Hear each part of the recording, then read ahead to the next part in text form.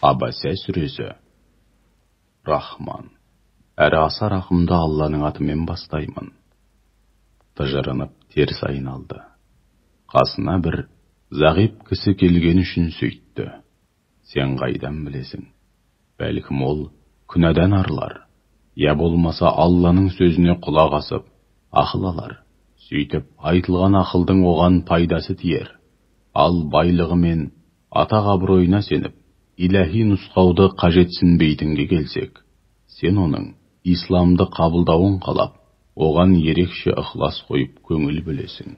Сен оның күпірліктен, жамандық атаулдан арылғысы келмегеніне жауапты емессің.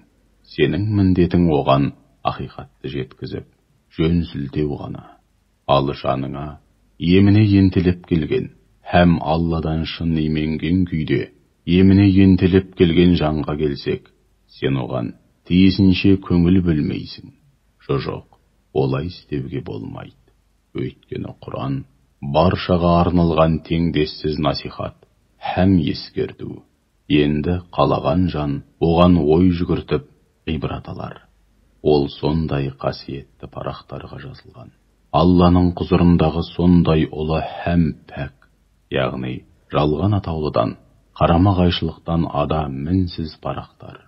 Алладан уахи жеткізетін елші періштелердің қолымен, аса ардақты ізгі періштелердің қолымен тасымалданатын қасиетті парақтар. Әй, мүрдем кеткір кәпір адам, түріне қарамай күпірлікте қасарысуын қарашы. Алла оны не нәрседен жаратты? Ең болмаса, соны ойласа ғой. Әлбетте ер мен әйелден бөлінген бір тамшы судан жаратты. Жаратты да, оған өлшеулі, әрі келісті кескін келбет, және өлшеулі өмір, өлшеулі ризық несібі берді. Содан соң ол үшін шын бақытқа жеткізер жолды жеңілдетті. Соңында оны өлтіріп, қабірге қойдырады.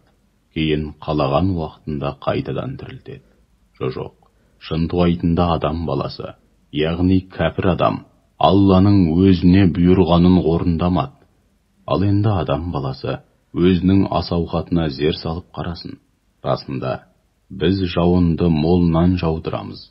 Содан соң, жауын суына қанған жерді қопсытып, егістікке әзір күйге келтіреміз.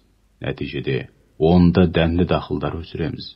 Сондай-ақ онда жүзім мен сан алуан көкөністер, зәйтүн мен құрма ағаштары еңселі қалың бау-бақшалар, басқа да сан түрлі жеміс-жидек пен шөп-шүйгін өсіреміз. Мұның бәрі сендердің және малдарыңның игілігі үшін.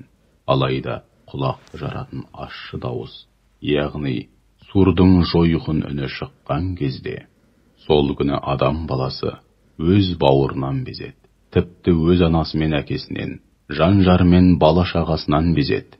Сол күні олардың әрқайсысы өз басымен қайғы болады. Ол күні кейбір жүздер жарқын болмақ, күлім қаққан, қуанышты болмақ. Сондай-ақ, ол күні шаң тозаң мен топыраққа бөккен жүздер қараңғыға батып, түнерген жүздер де болады. Міне солар ардан безіп, күнәға белшесінен батқан кәпірлер.